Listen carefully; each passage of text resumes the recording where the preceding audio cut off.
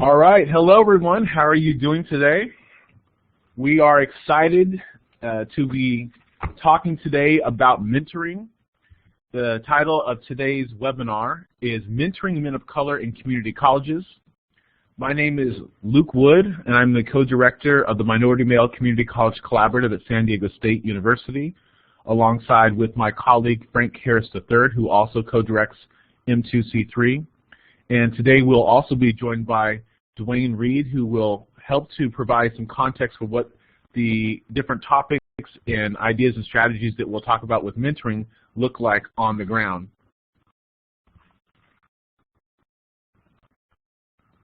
We would like to make you aware of the final two webinars we have coming up for this academic term. On November 19th, which is just a few days from now, we'll have an information sharing session on mentoring programs where folks who have mentoring programs around the country will come and share some of the insights and strategies that they've learned. So we're really going deep into this conversation, both with the webinar that's taking place today and with the information sharing session. If you feel that this is a conversation that you would like to contribute, please reach out to us and we can figure out how we might be able to get you plugged into that. But Robert Chilwell from Broward College South Campus will be helping to facilitate that conversation, so we're very much looking forward to it. On December 3rd, we'll have another webinar on gaining buy-in for efforts to serve men of color, the executive's perspective. We had a webinar that was part one of this that focused on kind of the ground level, and the second version will focus on what does this look like in terms of getting folks organized and supportive of an equity agenda on their campus, but from the president and other executives' perspective. We are fortunate to be supported by a number of organizations who serve as affiliate partners of M2C3 in support of the National Consortium on College Men of Color, for which this webinar is a part of our delivery. Those organizations are on your screen. They include Achieving the Dream, Association of Community College Trustees, African American Male Education Network and Development, Community College League of California, National Association of Diversity Officers in Higher Education, the League for Innovation in the Community College, and American College Personnel Association. In addition, we'd like to give a special thank you to the M2C3 advisory board members who provide us with support and insights on how we can continue to advance these conversations in community colleges. The National Consortium Discussion Board is live, so if your college is a member of the National Consortium on College Men of Color, we hope that you will access and use this space as a place to pose questions and share resources and information about student success for men of color. If you have challenges getting any access to it or have yet to receive that information, you can email us at m2c3@sdsu.edu. In addition, I'd like to take a moment to highlight a program that we've developed, myself and Frank, through an external center called the Center for Organizational Responsibility and Advancement. It's an online teaching certificate program in teaching men of color in the community college. It's a one-week intensive professional development for faculty, instructional faculty, and anyone really who's engaged in educating men of color on our college campuses. If you're interested in learning more about that, you can go to coralearning.org or email Bridget Heron at bheron@coralearning.org. We have group packages that are available for if you have a number of people on your campus who want to go through. We also have campus-level packages where campuses have signed on to make this program available to all of their instructional faculty, non-instructional faculty, student services, personnel, and student leaders. And the last kind of piece that really is just highlighting some of the things that we're doing is that we are fortunate to be affiliated with the Community College Leadership Doctoral Program at San Diego State University. Both myself and Frank serve as core faculty in the program, as well as Marissa Vasquez-Arias, who is an associate director of that center. Of our center, M2C3. If you're interested in gaining a doctorate, our program offers a once-a-month structure, so you can do the program from far away. and come in once a month for essentially a conference. And if you like the kind of conversations that are being facilitated here through M2C3, you can continue those kind of conversations, but as you work on your doctorate. So if you want more information, please contact myself, Luke Wood. My email information is there on the bottom. It's luke.wood@sdsu.edu, and we'll be having a information session coming up on November 30th. If you're interested in learning more about the program, please reach out to me and contact me. And then finally, we'd also like to encourage those who are attending this session to engage with us throughout the session and after the session as well through Twitter. We will respond to any questions that you have, any comments. Please use the hashtag M2C3, and the respective Twitter handles for M2C3, Dr. Harris and myself are there, and we'll also feature the Twitter handle for Dwayne Reed momentarily when we show his information. Again, we would like to respond to any questions or comments or concerns that you may have about the information that's presented. We want to use this as an opportunity to continue this conversation through the virtual space, and we look forward to connecting with you through that venue.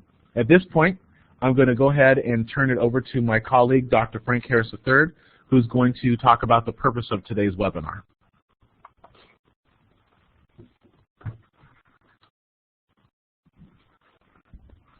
Thank you, Luke, and thank you all for joining us on today's webinar. There are really three primary goals we hope to achieve. With today's webinar, we're going to discuss mentoring as a tool and how it's been used to redress persistent outcome disparities that impact student success for men of color in community colleges. We're also going to propose strategies that can be employed to ensure that mentoring programs are designed and delivered in a way that will actually produce desired goals and outcomes. And we are joined by Dwayne Reed, who is going to help us highlight the program that he directs, and one that effectively utilizes mentoring to facilitate student success for men of color in community colleges. So I thought it would be important to start with an operational definition of mentoring and discuss how it would be used within the context of today's webinar. It essentially involves a reciprocal relationship where there's a validating agent who guides a student through an integral phase in their life. And we also know that mentoring is most effective when the mentoring is student-centered or mentee-centered, as we should probably say there, when it's approached from an equity-minded perspective, again, not looking to highlight student deficits, but really to highlight student strengths and assets, when institutional responsibility is at the core of the mentoring program.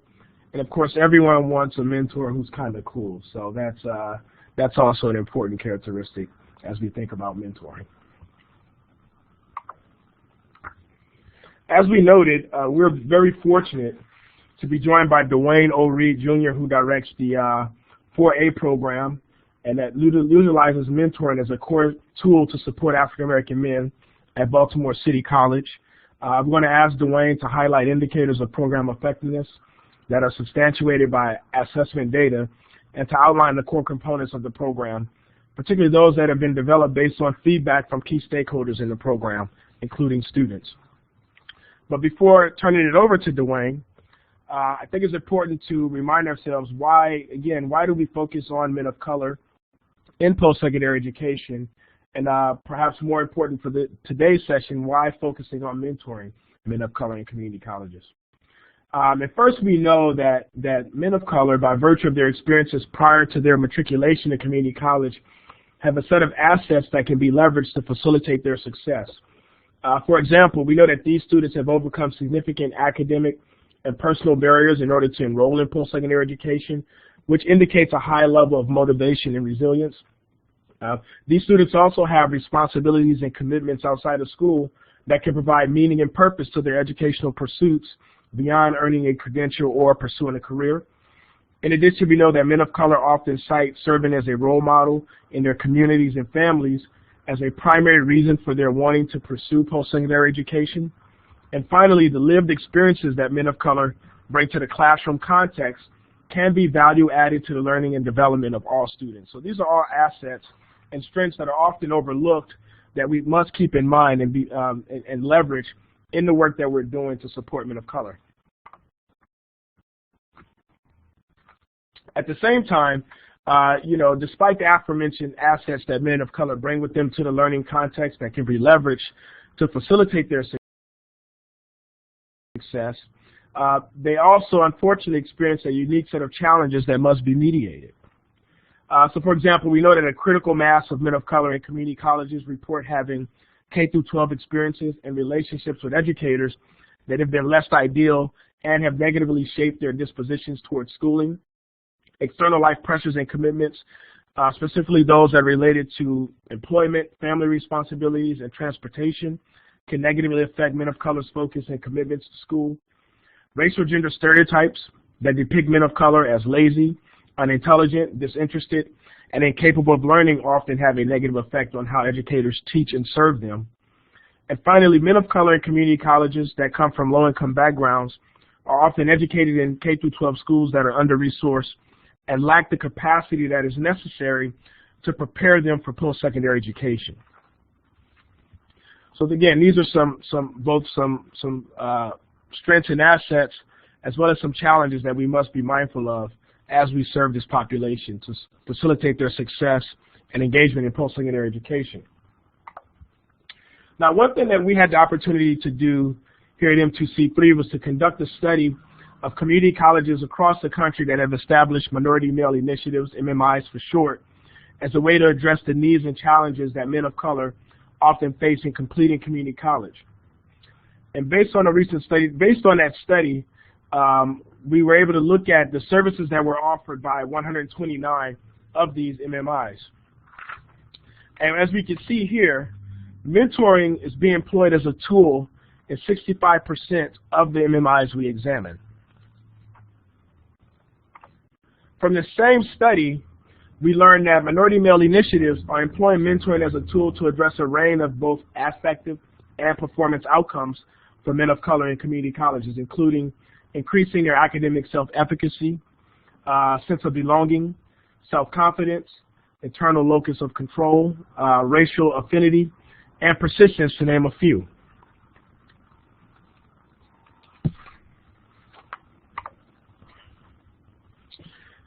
Yet, despite being widely employed as an intervention to redress outcome disparities and meet the needs of men of color in community colleges, the extent to which mentoring is being used appropriately and effectively is questionable. Despite, again, being widely used, flawed designs and faulty assumptions make mentoring programs ineffective and many mentoring programs ineffective in meeting the needs of men of color. Why might this be the case? Well, chief among these reasons are many programs are too focused on fixing students and perceived deficits rather than leveraging their strengths and assets. Secondly, many mentoring programs are sometimes offered or enacted at the expense of redressing systemic and culturally embedded patterns within institutions that produce and sustain outcome disparities. We also know that mentoring programs are difficult to scale and sustain.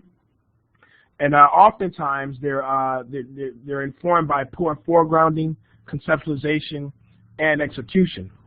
Now, having discussed the reasons why most mentoring programs that are enacted towards the success of men of color don't work, it's important to acknowledge that mentoring can be an effective strategy, but it must be done under a certain set of conditions.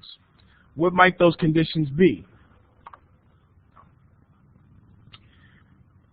First, we know that mentoring programs must be driven by inquiry. Simply stated, a mentoring program should never be designed nor enacted without first having a clearly defined need and objectives that are substantiated by data that have been collected from students who are to be served in the program. The inquiry can take any number of forms: surveys, student interviews, focus groups, or an analysis of students' academic records, to name a few. But whatever the approach may be, the inquiry should clearly identify a need that the mentoring program will address. For example, if it is revealed that men of color are challenged by health-seeking concerns, then the mentoring program should be explicitly focused on helping students identify and access key sources of campus support and overcome the stigma that may accompany doing so. When mentoring is clearly informed by inquiry, the mentors are not just mentoring for the sake of doing so, but instead they are mentoring with a clear objective in mind.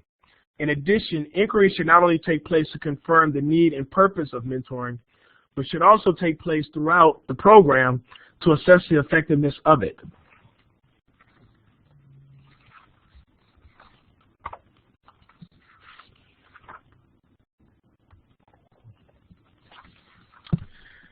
Second, mentoring programs should be activity-based rather than being loosely structured.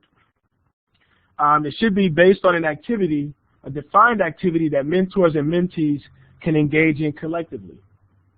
Far too often, mentoring programs are designed with the expectation that mentors and mentees will meet periodically to simply talk. These types of interactions are often awkward and quickly become static. Instead, mentors and mentees should meet to engage in a defined set of activities or complete tasks that lead to tangible products, such as research, community-based projects, career exploration, and planning events, to name a few. When the mentoring relationship is based on activities, the greater the likelihood the relationship will be cultivated and sustained, because the relationship will be defined by what the mentor and mentee do rather than who they are or their personalities.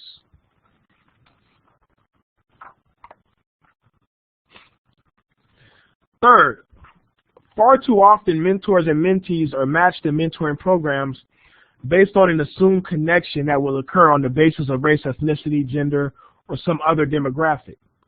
We have often suggested in our work that anyone can mentor and support a male student of color, but the individual must do so with a grounded understanding of what it means to be a man of color. This entails being keenly aware of their lived experiences and societal factors that reproduce social inequities. Moreover, to the extent possible, mentees should be able to communicate who they are, who they would like to have as mentors, and the characteristics that they would find desirable in the educator who's assigned to mentor him.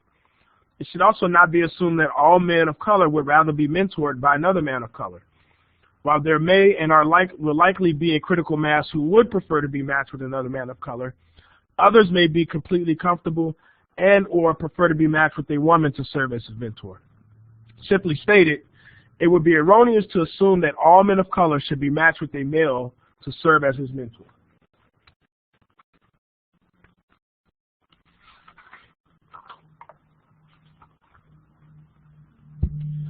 Fourth, mentor programs often fail to meet desired outcomes because the strategies that are necessary to ensure accountability are absent from the program design. To ensure that mentor programs have an impact and achieve their desired outcomes, strategies must be enacted to get mentors and mentees to interact as often as necessary to achieve the program's objectives. In addition, mentors and mentees should have structured opportunities to provide feedback throughout the program.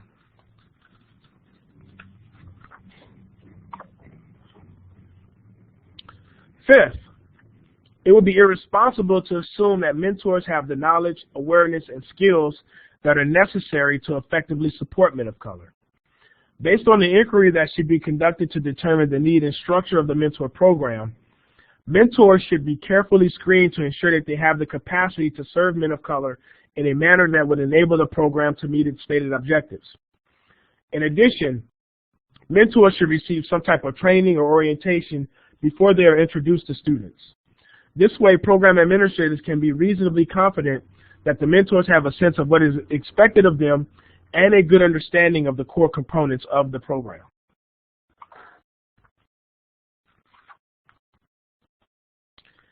Finally, regardless of the strategy that is employed to match mentors and mentees, mentoring should not be viewed in a top-down hierarchical way.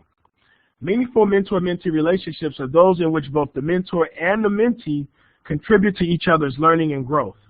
Thus, it may be best to conceptualize mentoring more so as coaching. Given this suggestion, we thought it might be helpful to distinguish between traditional views of mentoring and mentor coaching. The differences between the two are largely defined by duration, meaning with mentoring, ongoing relationships that typically occur based on ongoing relationships that can last a long time, whereas with coaching, relationships have a defined duration. Second would be the amount of structure that is expected.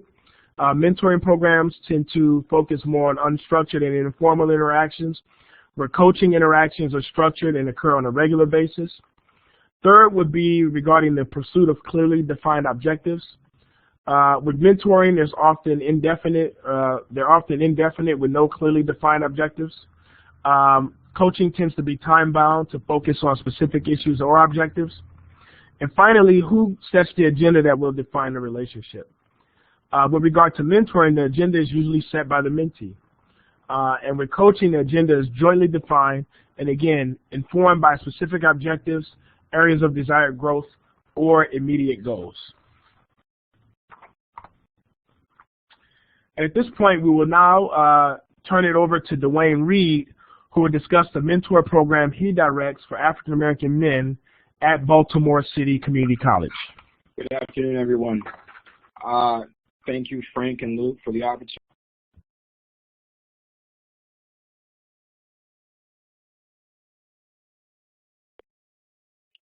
As was said, I direct the 4A program at Baltimore City Community College. And the 4A program is a comprehensive minority male initiative that focuses on the academic acceleration for African American males. And when I say comprehensive, I mean that in the largest sense of the word. When I began to work in the program in 2012, I almost immediately began, as I took over as the director, to get onto the circuit, I guess you would call it, or to conference presentations, NISAs, League of Innovations, and others like it. And while I was there as African American male, improvement or success academically was a hot topic, I began to meet a lot of individuals. And the majority of those individuals were running basically just mentoring programs with some small modifications either one way or the other that would make them somewhat unique. But at that time, I was one of very few programs that was running a very comprehensive concept. And part of our concept was, like everywhere else, this idea that mentoring was seen as a solution for increasing persistence, retention, and completion for African American males in the higher education arena. And so in that first year, we let it be what it was. And when I first came into the institution, to the program, we only had one type of mentoring, and that was the professional mentoring program, which we called Man Up Mentoring. And we'll talk about this idea of peer mentoring and community mentoring as we move along down the presentation. But we simply had professional mentoring that was taking place at that time. And the professional mentoring relationship was one that, in my assessment, really wasn't as successful as we had hoped that it would be. The way it was designed was that we would have professional men of color that were recruited to guide our students during their educational journey. Of course, the goal was a lifelong mentoring relationship, as many of us understand. The man up idea came from the Booker T. Washington quote, "Man drags man down," or "man lifts man up." And so we went with Man Up Mentoring because we desired for our men to lift each other up. But as I said, the program didn't quite have the success or the effect we desired. The mentor was paid $1,000 per semester. They were to meet with their individual mentor once a month in person and to have at least 2 conversations per month by phone or email. If they had more than one mentor, they were to take that group of mentees out once a month as well. And so that's how it was set up. We would invite the mentors to attend our workshops or other events so that they would be part of the community as well. But somehow the desired effect or success wasn't what was achieved. We found there were some challenges. There was the trust relationship between the mentor and the mentee wasn't as strong as we hoped that it would be. I mean, we all know that relationship building takes an amount of time. However, we in that first semester to 2 semesters weren't seeing that growth. The students, as a result, were not consistent in communicating or their responses to their mentors. our program components were quite robust, and students began to see mentoring as just something else they had to do. So it was more of an obligation and less of an opportunity for the students to find growth through that relationship. And that was some of the qualitative feedback that we received, and the quantitative feedback was no different. As a matter of fact, at the end of each semester, we do something called a director's survey. And in that end of that first semester, we found that 53% of students that were in mentoring found mentoring to be effective or very effective, or useful or very useful. And that was by far the lowest component of any component that we were offering to our students programmatically. And it was, as you might imagine, confounding, as this was the thing that has always been said to be the most important piece or the most successful piece in student success for African American males. And so we decided to spring into action because data was very important and still remains very important for us today as far as our program is concerned. And we did focus groups on our mentoring program. And we created mentor surveys and we created mentee surveys so that we can get feedback from the students. And part of what we were able to receive in our feedback was this idea that there were some who were having good success. The young man, Kyrie Hawkins, said, having a mentor helps me become a better, improved man in and outside the classroom. And the mentor speaks to bridging the generational gap and the transfer of knowledge, and it is exactly what we hoped it would be and what we expected it would be. But this was not the vast majority of the responses that we received from our professional mentoring efforts. And so you'll see here on the screen a mentee survey that we had placed together, and some of the results for a few of the folks who took the survey at a focus group that we had. And we asked, what effect did mentoring have on these aspects of your academic success or your personal success, and what effect did mentoring have, what was your perception of the mentor, and what's your overall view of the mentoring program? And it was about 3.2 at the end as the overall effectiveness in that year. And so we really absolutely felt that we had to make some changes. And Dr. Harris mentioned a few of the things that we had fouled on in the very beginning, and that was the mentoring program was created without feedback from students. And so we really moved into a more data-driven aspect and concept for our mentoring, which allowed us to move ourselves forward into these other ideas of peer mentoring and community mentoring. And so our response to the data that we received, that 53% in the student feedback and the focus groups, was mentoring was, initially it was mandatory. And so we moved mentoring from being a mandatory component to a voluntary component of the program that we were having. Mentor selection initially was something that was done by our staff. We took students and we matched them to the 20 mentors that we had for the 85 students that we were serving. And we recognized that that wasn't working. And so what we began to do instead was have a mentor-mentee mixer at the beginning of the year around October. And at that mixer, those who wanted mentors were invited to come, and the mentors would come, and we would provide a speaker that was sort of like an orientation to the purpose of the mentoring relationship. We served food, we did icebreakers, and the mentors and mentees were able to create and form an organic relationship, and they self-selected who their mentors would be as a result of that. Also, as a result of the data we received was the inception of the peer mentoring relationship, and then subsequently the creation of the community mentoring piece. I want to stop for a moment on the peer mentoring aspect. And our program is non-traditional in the sense that our students could be 18, 30, they could be 65. And we had students throughout those age ranges. And we were able to pair those who were desirous of a peer mentor with individuals who were in the program for a little longer and those who were new coming in, as well as those who were a little older in the program and those who were younger. And so that relationship began to allow for peer accountability as far as academic successes and behaviors were concerned. It allowed for a greater sense of trust in the mentor relationship And we believe fully that mentoring, no matter what it is about accountability and responsibility. And so built more of a brotherhood and an increase of program commitment as our students were moving forward. So this was one of those strategies that we used in proliferating our mentoring. Instead of giving up on what wasn't working, we took the feedback, we looked at the trust issues, we looked at the consistency, questions like, is he black like me? Is the concern for me as genuine as the student should be? And while I agree with Dr. Harris, we shouldn't assume that an African-American male student wants an African-American male mentor. There were those questions from the students when they saw these professional mentors. Listen, they had to have a job, they had to have a B-degree earning.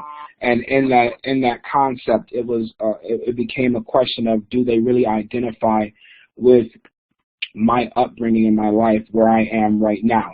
And truly, the gentlemen did have upbringings that were similar to our student population, but the relationship wasn't being built in such a way that we could show the students that, because they weren't giving it the time necessary for building the relationship.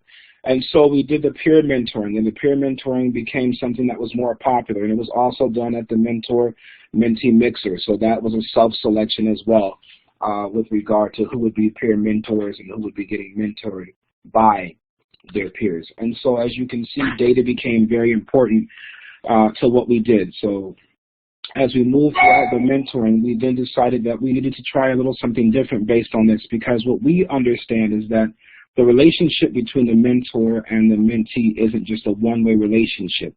And as a result of that, we believe that the student that would be tutored, that would be mentored, would be a mentor, would have the ability to gain something as a mentor from the relationship. And we also believe that it would improve their outlook on being mentored by someone else.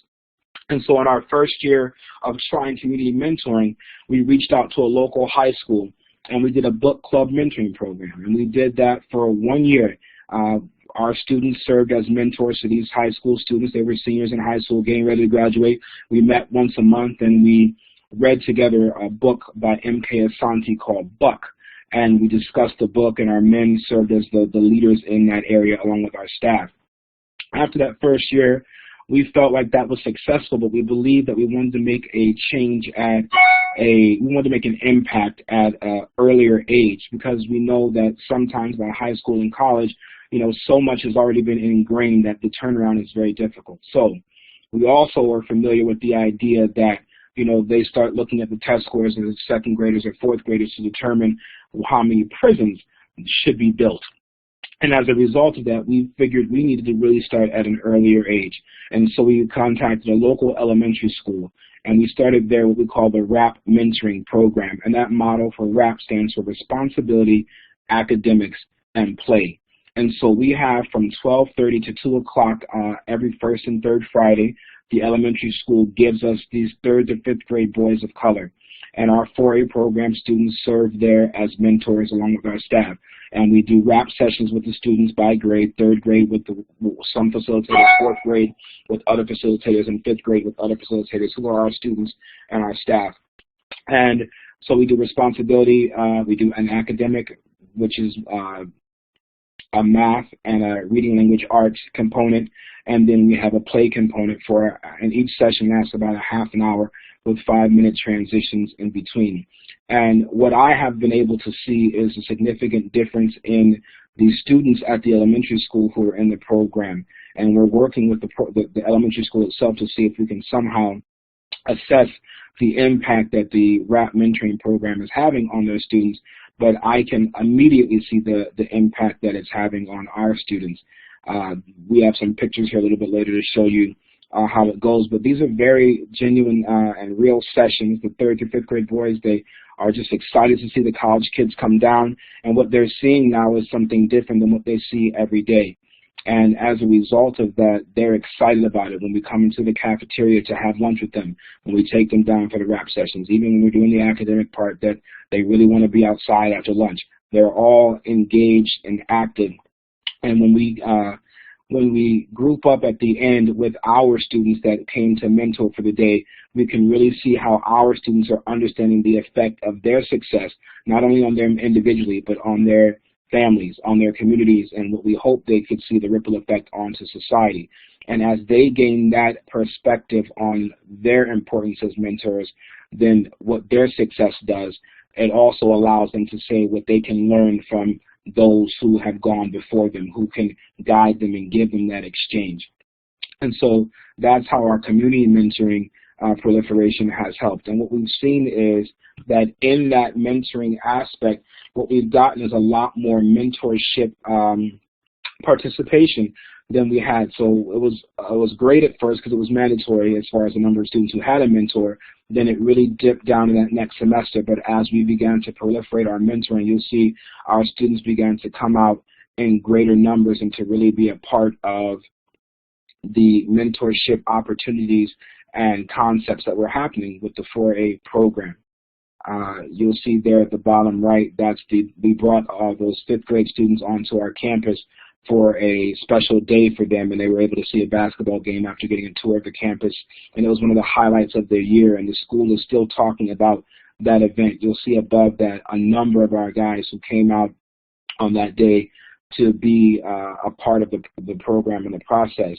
Our basketball team, a number of the players are in our program, and they were there and able to really interact with the young people and give them something to look up to. And the biggest part for us is never to down. So while we're waiting for Dwayne to rejoin us, want to mention a couple quick points. At Project Mills at the University of Texas, Austin is another outstanding mentoring program. If those of you who are looking for effective mentoring program models, so we'll be sure to tweet out some information, a link to Project Mills, using the hashtag M2C3. And the second point that we'd like to make, if you haven't had the opportunity yet to look at the webinar that we did a couple of days ago on serving veteran men of color in community colleges, the recording for that video is on our website, so go ahead and take a look at it as well.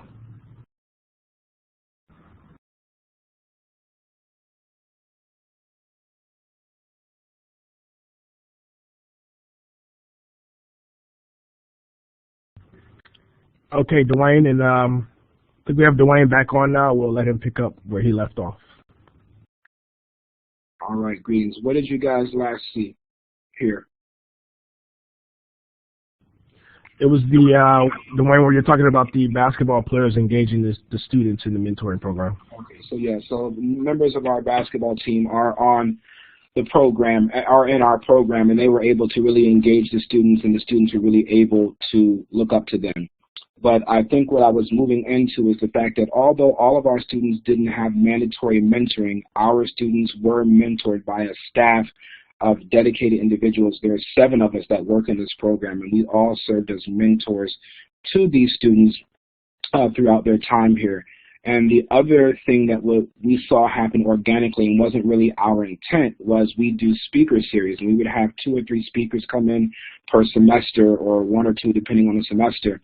And these speakers were brought in because they had upbringings just like our students, and they were also people who had become successful or had come out of a situation.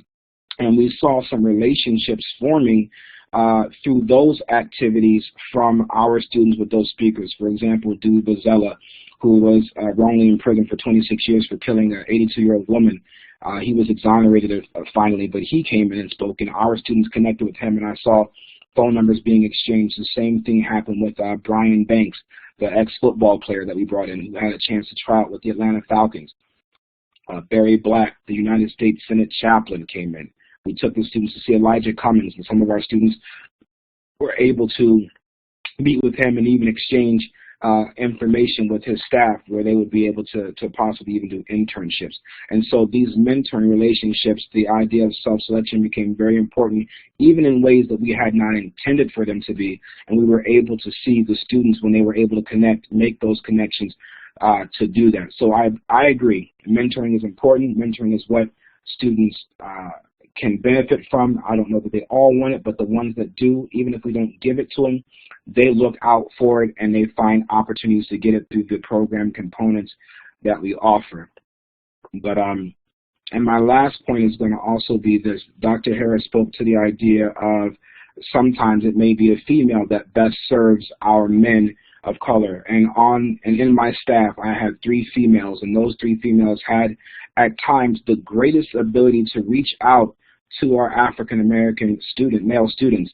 One student in a focus group literally said that when it comes to African American males in his life, it's only been a place of conflict and tension. And so when he is being mentored, it comes into a conversation with African American male, if any headbutting takes place, he automatically backs away because it's only going to be conflict, and he would prefer not to have the interaction. And so as a result of that, I can confirm and verify that the research on that is absolutely correct, that some of our African American males have never had positive interactions with black males. I was listening to something the other day, and it was this idea that back in the day in the urban neighborhood, that if you saw a man in the house, you called the cops because you thought he was a thief, because fathers were so few and far between.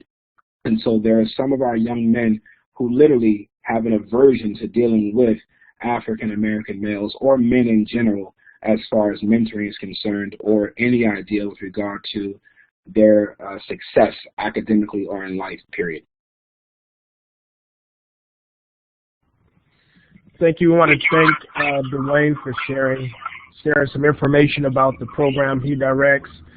As you can see, it encompasses a lot of the core elements and conditions of mentoring that we discussed earlier in the webinar, so hope that the connections there are evident.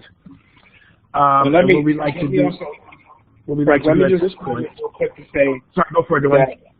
That from that 53% we had in the first semester, from all the changes we made, the very next semester was a 77% effectiveness, and we've kind of plateaued out at 75% for the last 2 semesters. So we're not where we want to be, but we're way better than where we were, and we're happy with those findings at this point. Excellent. Point well taken, Dwayne, and we appreciate you sharing that.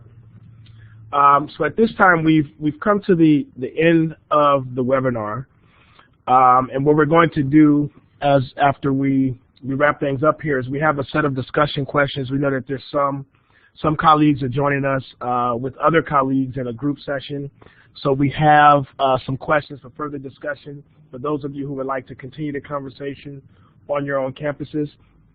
Again, Dr. Wood mentioned the information sharing session that we'll do next Thursday, November 19th, where we're going to pick up, talk about some of the elements that we discussed and some of the concepts and points that manifested during today's webinar as well. And again, if you haven't had the chance to access the recorded video, we posted 2 days, actually yesterday on Veterans Day, that focused on supporting veteran men of color in community colleges. So that video is posted and it's available on our website. We did tweet out the link to Project Males at UT Austin as, again, an example of another program that effectively utilizes mentoring as a tool to support, actually in that case, to support both boys and men of color. So be sure to take a look at that one if you're interested. And with that, we're going to transition to the discussion questions. We'll leave these posted for a while in case, so you all want to continue the conversation with each other. And again, thank you so very much for joining us on this webinar. If any of you had to join us late, the recording will be available, I would say, within 24 hours. So you can go back, go to our website, take a listen to it, and see some of the things that we discussed earlier. So thank you all again. Have a wonderful rest of the week, and we hope to have you all join us virtually next week, next Thursday. Thank you.